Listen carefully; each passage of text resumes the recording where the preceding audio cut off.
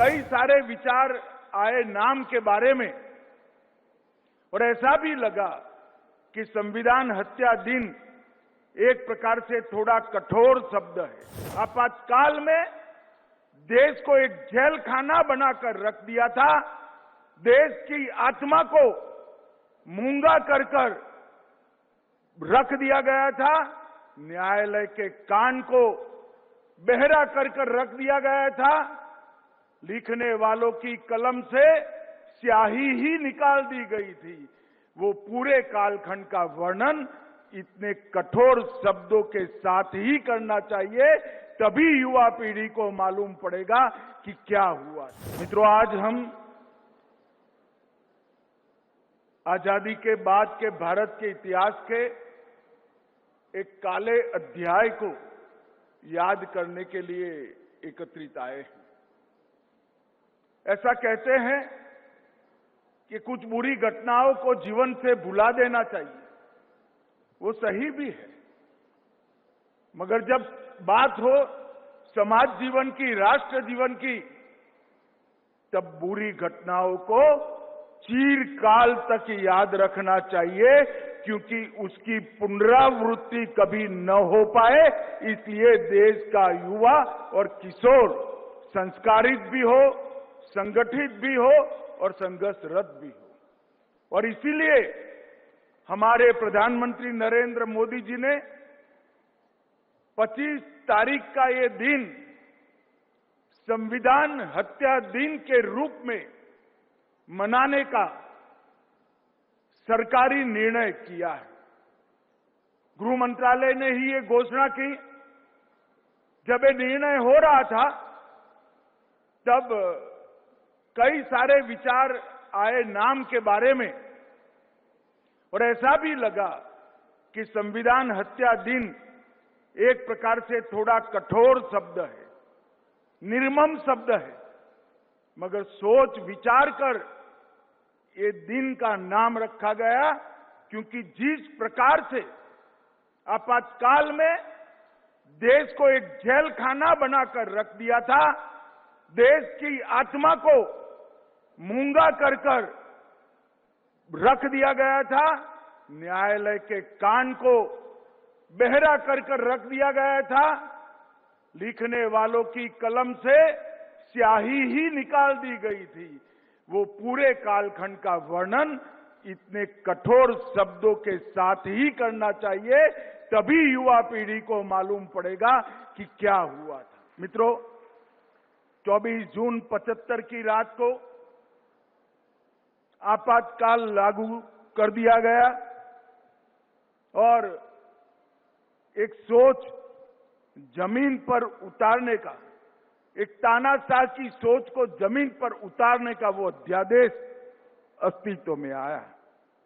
कई बार इतिहास सिर्फ घटनाओं को नहीं बताता है, वह नीयत और नजरिए को भी उजागर करता है। बाबा साहेब आंबेडकर और संविधान निर्माता ने जो 2,67,000 शब्द बोलकर, चर्चा कर संविधान का निर्माण किया था, वो सारी चर्चाओं का अंत इंदिरा जी ने, राष्ट्रपति जी ने आज आपातकाल की घोषणा की है। एक वाक्य बोलकर सारे संविधान के स्पिरिट को खत्म करने का काम किया। और उसके बाद हम सब जानते हैं, जयप्रकाश नारायण जी ने इसके खिलाफ संघर्ष किया और इमरजेंसी डालने का मूल कारण भी जो 12 जून का फैसला था वो था। 12 जून को 2 घटनाएं एक साथ हुई। इलाहाबाद हाईकोर्ट ने देश की प्रधानमंत्री के इलेक्शन को खारिज कर दिया। उनको बताया कि अब 6 साल तक चुनाव नहीं लड़ सकती। पूरे देश में सन्नाटा छा गया और सुप्रीम कोर्ट से उसको स्टे मिला। इसके साथ साथ 12 जून को एक और घटना हुई थी। मैं गुजरात से आता हूं। 12 जून को ही गुजरात में जनता मोर्चे का प्रयोग सफल हुआ और गुजरात में कांग्रेस की सत्ता का अंत होकर जनता पार्टी की सरकार होनी। इससे घबराकर 25 तारीख को आपातकाल लगाया गया। कारण तो कहा कि राष्ट्र की सुरक्षा खतरे में है, परंतु पूरी दुनिया अब जानती है राष्ट्र की सुरक्षा को कुछ नहीं हुआ था, उनकी कुर्सी खतरे में थी। जेपी के संपूर्ण क्रांति के नारे ने पूरे देश को झंझोड़ कर रख दिया था। गुजरात से शुरू किया हुआ आंदोलन बिहार तक पहुंचा था। गुजरात में सरकार गिरी, चुनाव हुआ, कांग्रेस गई और सभी विपक्षों ने एकजुट होकर जनता पार्टी की सरकार बनाई और ये इंदिरा जी के लिए बहुत बड़ी चेतावनी थी। और जेपी के आंदोलन में महंगाई के खिलाफ छात्र इकट्ठा हुए, अन्याय के खिलाफ रेल कर्मचारी इकट्ठा हुए और जगह जगह पर भ्रष्टाचार विरोधी आंदोलन हुआ और उसमें अंत में 12 तारीख को इलाहाबाद हाई कोर्ट ने इंदिरा जी को संसद सदस्य के नाते गैरलायक बना दिया। 24 जून को सुप्रीम कोर्ट से स्टे मिला और 24 जून की रात को ही इन्होंने इमरजेंसी डालकर स्टे देने वाली कोर्ट को भी चुप कर दिया, अखबारों को भी चुप कर दिया, आकाशवाणी को भी चुप किया और 1,10,000 सामाजिक राजनीतिक कार्यकर्ताओं को जेल की काल कोठरी में बंद कर दिया। सुबह 4 बजे कैबिनेट बुलाई, कोई एजेंडा सर्कुलेट नहीं हुआ और उसकी घोषणा करने का काम हो गया। शाह कमीशन ने पूरी जांच के बाद कहा डिटेंशन, स्टेरिलाइजेशन, नसबंदी और डिमोलिशन, ये तीनों ने पूरे देश के अंदर जिस प्रकार से भय और आतंक का वातावरण किया, इसका कहीं विश्व में कोई जोड़ नहीं मिल सकता है। मित्रों, विजयाराजे सिंधिया, जेपी स्वयं, मोरारजी भाई, चौधरी चरण सिंह, राजनारायण, अटल जी, अडवाणी जी, आचार्य कृपलानी, जॉर्ज फर्नांडिस, अरुण जेटली, जय किशन गुप्ता, सत्येंद्र नारायण सिंह, गायत्री देवी, मुलायम सिंह यादव और डीएमके के नेता, ये सारे के सारे कोई जुर्म के बगैर जेल की सलाखों में पहुंचा दिए गए। अखबारों के दफ्तर बंद हो गए, 253 पत्रकार गिरफ्तार हो गए, 29 विदेशी पत्रकारों को देश के बाहर भेज दिया और कई सारे अखबारों ने संपादकीय को खाली रखकर इसके सामने प्रोटेस्ट किया, जिसमें इंडियन एक्सप्रेस प्रमुख, जनसत्ता प्रमुख था, उनकी बिजली काट दी गई और संसदीय कार्यवाही पर भी सेंसर लगा दिया गया। न्यायालय को भी